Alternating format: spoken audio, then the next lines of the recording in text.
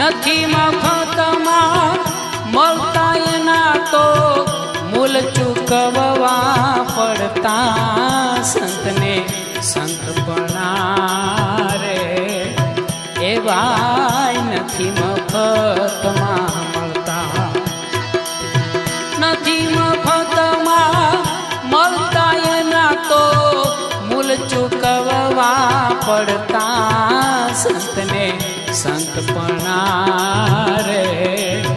એવા નથી મફત